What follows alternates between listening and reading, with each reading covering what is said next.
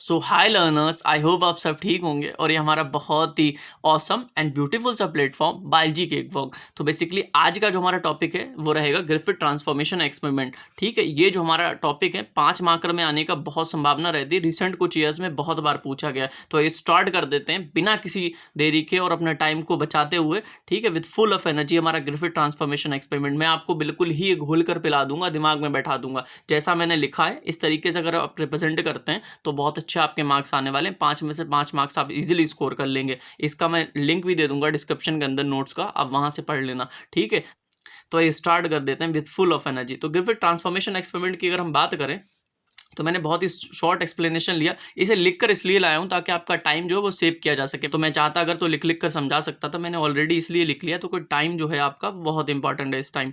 ठीक है, तो ग्रिफिथ ट्रांसफॉर्मेशन एक्सपेरिमेंट, तो यहाँ पर ट्रांसफॉर्मेशन का मतलब क्या है according to Griffith, like change in physical form. Like हमारा जो आर स्ट्रेन होगा कहीं ना कहीं हमारे एस स्ट्रेन में कन्वर्ट होता होगा। That's why this is called Griffith transformation experiment. अगर मैं ये ले लूँ, ये आपके सामने एक स्केच पेन है, अभी इसका जो फिजिकल फॉर्म है दैट इज लीनियर, ऐसे स्ट्रेट लाइन में। अगर इसको मैं बेंड कर दूं, रेक्टेंगल बना दूं, ट्रायंगल बना दूं या फिर सर्कल बना दूं, तो क्या होगा, ये ट्रांसफॉर्मेशन कहलाएगा, क्योंकि इसके अंदर इसकी जो फिजिकल शेप है या फिर फिजिकल अपीयरेंस है उसमें कहीं ना कहीं बदलाव आ रहा है। तो यही चीज यहाँ पर होती होगी, इसलिए ग्रिफिथ ने इसको नाम दिया ग्रिफिथ ट्रांसफॉर्मेशन एक्सपेरिमेंट। तो डन इन 1928, ये सन याद रखें, 1928 के टाइम पर हमारा ग्रिफिथ का एक्सपेरिमेंट कंडक्ट किया गया था अबाउट स्ट्रेप्टोकोकस। जो हमारा बैक्टीरिया लिया था ग्रिफिथ ने, स्ट्रेप्टोकोकस निमोनिया या फिर निमोनोकोकस लिया था। ये क्या करता था, causes disease in animals like mice. तो माइस के अंदर क्या करता था, जो हमारा स्ट्रेप्टोकोकस निमोनिया या फिर निमोनोकोकस होता है वो माइस के अंदर निमोनिया कॉज करता है। तो ग्रिफिथ ने यहाँ पर 2 स्ट्रेन जो लिए थे, एक तो आर स्ट्रेन लिया था और एस स्ट्रेन लिया था। जो हमारा आर स्ट्रेन था,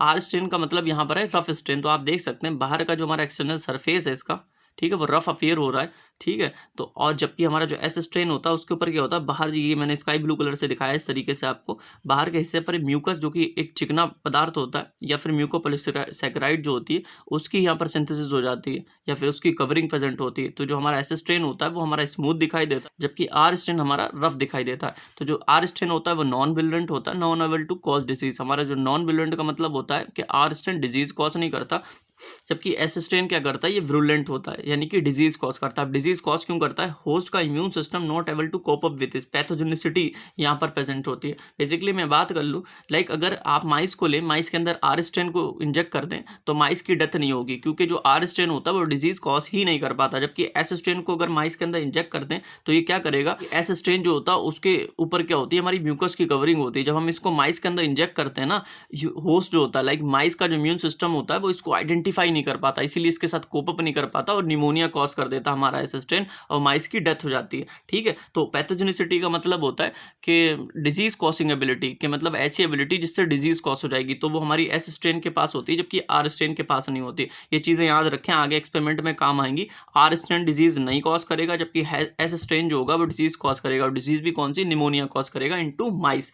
अब मैं आपको एक्सपेरिमेंट समझा देता हूँ पूरा का पूरा जो ग्रिफिथ ने कंडक्ट किया था। इसमें टोटल 4 पॉइंट्स हैं, बहुत ध्यान से आप समझना, फिर ऑब्जर्वेशन, फिर उसके बाद कंक्लूजन। बहुत छोटा सा एक्सपेरिमेंट है। तो सबसे पहले उन्होंने क्या किया, करेंगे कि मैं आपको एक बेसिक सा प्रोसीजर बता देता हूँ। ये आर स्ट्रेन को लेंगे, इंजेक्शन के अंदर माइस के अंदर डालेंगे, फिर देखेंगे माइस मरा कि नहीं मरा। फिर एस स्ट्रेन को लेंगे, तो इसी प्रकार से कभी एस डालेंगे कभी आर डालेंगे माइस के अंदर, फिर देखेंगे माइस की डेथ हुई या फिर नहीं हुई। तो जो हमारा पहला पॉइंट है, लाइव आर स्ट्रेन लिया। हमें पता है जो आर स्ट्रेन होता है नॉन विरुलेंट होता है, यानी कि डिजीज नहीं कॉज करता। इंजेक्टेड इनटू माइस, जब माइस के अंदर उसे डाल दिया ना तो देखा माइस हमारा लाइव, क्योंकि ये डिजीज कॉज ही नहीं करता, निमोनिया कॉज ही नहीं करता। जबकि लाइव एस स्ट्रेन जो होता है हमारा विरुलेंट होता है, यानी कि डिजीज कॉजिंग होता है। इंजेक्टेड इनटू माइस, माइस के अंदर डाला, माइस किल्ड, माइस के अंदर निमोनिया कॉज हो गई। सही साधारण सी बात है, क्योंकि हमें ऐसा पता है कि जो हमारा आर स्ट्रेन होता है वो डिजीज कॉज नहीं करता, जबकि एस स्ट्रेन जो होता है वो पूरी तरीके से हमारा डिजीज कॉज करता है। तो हमारा थर्ड पॉइंट है, इन्होंने क्या किया, एस स्ट्रेन को हीट किल्ड। कहीं ना कहीं एस स्ट्रेन जो बैक्टीरिया होगा उसको हाई टेम्परेचर पर लाइक किल कर लिया होगा, फिर इसको क्या किया, इंजेक्टेड इनटू माइस। तो हमारा जो हीट किल्ड एस स्ट्रेन होता है वो नॉन विरुलेंट होता है। जो नॉर्मल साधारण जो होता है लाइव एस स्ट्रेन जो होता है वो डिजीज कॉज करता है, जबकि हमारा heat killed S strain disease नहीं कॉज करता। इसलिए जो हमारा माइस जो मिल जाता है वो अलाइव रहता है, माइस जिंदा मिल जाता है। अब जो हमारा फोर्थ पॉइंट है विच इज मोस्ट इंपॉर्टेंट, क्योंकि इसी से ही ऑब्जर्वेशन एंड कंक्लूजन मिला, और यही पॉइंट जो था जिसने ग्रिफिथ को हैरान कर दिया था। तो जो हमारा फोर्थ पॉइंट है, इन्होंने क्या किया, लाइव आर स्ट्रेन को लिया जो कि नॉन विरुलेंट है, ठीक है, टोटली नॉन विलेंट यानी कि डिजीज नहीं कॉज करेगा। हीट किल्ड असिस्टेंट लिया, वो भी नॉन विलेंट यानी कि डिजीज नहीं कॉज करेगा। तो जब दोनों के दोनों जब हम माइस के अंदर इंजेक्ट करेंगे तो डिजीज नहीं होना चाहिए, यानी कि निमोनिया नहीं होना चाहिए। लेकिन हुआ क्या, माइस किल्ड हो गए ड्यू टू निमोनिया। ग्रिफिथ क्या, वो एकदम हैरान हो गए कि यार माइस तो हमें जिंदा मिलना चाहिए, माइस की डेथ कैसे हो गई। फिर ग्रिफिथ ने क्या किया, उसका ब्लड सैंपल एनालिसिस किया माइस का, तो देखो यहाँ पर लाइव एस स्ट्रेन मिल गया। जबकि ग्रिफिथ ने तो लाइव आर स्ट्रेन लिया था, यहाँ पर लाइव एस स्ट्रेन कैसे मिल गया। तो ग्रिफिथ ने कुछ ऑब्जर्वेशन दी अपनी। व्हाट ग्रिफिथ ऑब्जर्व, उन्होंने क्या देखा, ठीक है, something change live R strain into S strain. तो ग्रिफिथ ने हमारे बोला कि कोई ऐसी चीज है जिसने लाइव आर स्ट्रेन को यहाँ ये एस स्ट्रेन में कन्वर्ट कर दिया, वरना ये मिलता ही नहीं। अब मैं आपको बताता हूँ एक्चुअली हुआ क्या था। एक्सपेरिमेंट सेटअप मैंने यहाँ पर आपके लिए तैयार करा, क्योंकि हर चीज़ रटवाई नहीं जाती। तो बेसिकली हुआ क्या, हमने हीट किल्ड एसिस्टेन लिया, ये मैंने थोड़ा सा मोड़ मार के बना दिया कि हीट किल्ड एसिस्टेन लिया, ठीक है, और फिर लाइव आर स्ट्रेन लिया। तो एक्चुअली जो रियल में चीज़ हुई थी कि जो हीट किल्ड एसिस्टेन था, ठीक है, उसके अंदर का जो जेनेटिक मटेरियल था वो एंटर करा लाइव आर स्ट्रेन के अंदर। लाइव आर स्ट्रेन के अंदर एंटर किया और क्या किया, ऐसे करके इसके ऊपर जो लाइव आर स्ट्रेन था उसके ऊपर म्यूकोपॉलीसेकेराइड की सिंथेसिस करा दी। तो बेसिकली लाइव आर स्ट्रेन किस में कन्वर्ट हो गया, हमारे एस स्ट्रेन के अंदर कन्वर्ट हो गया। जो एस स्ट्रेन होता है वो डिजीज कॉजिंग होता है, इस वजह से माइस की डेथ हो गई होगी। तो this is the complete experiment setup, ठीक है।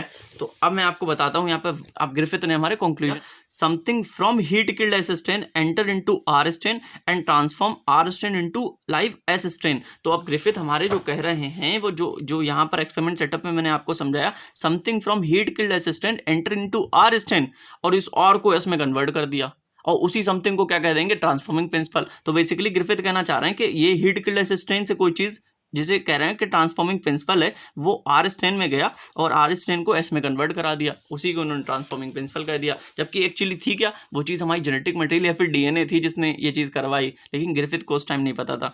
तो ग्रिफिथ ने क्या कह दिया, चेंज इन फिजिकल फॉर्म की बात कर रहे हैं क्योंकि आर से एस में कन्वर्ट हुआ। तो Griffith called that chemical transforming principle, कि हमारा क्या किया, ट्रांसफॉर्मिंग प्रिंसिपल ने आर को एस में कन्वर्ट कर दिया and make enable to synthesis of mucopolysaccharide made virulent. तो बेसिकली कह रहे हैं आर को एस में कैसे कन्वर्ट किया, जो आर हमारा स्ट्रेन था उसके ऊपर हमारे म्यूकोपॉलीसेकेराइड की सिंथेसिस करा दी, तो जो आर से एस बन गया। अब ये एस जो होता है हमारा विरुलेंट होता है, यानी कि डिजीज कॉजिंग होता है। और इस ट्रांसफॉर्मिंग प्रिंसिपल का केमिकल टोटली अननोन था। उन्होंने ये तो बता दिया कि हाँ ये ट्रांसफॉर्मिंग प्रिंसिपल है, उसका केमिकल नेचर नहीं बताया था कि ये डीएनए है, आरएनए प्रोटीन है। So this was the Griffith experiment. I hope आपको बहुत अच्छे समझ में आता होगा। नेक्स्ट वीडियो में मिलते हैं। Thank you.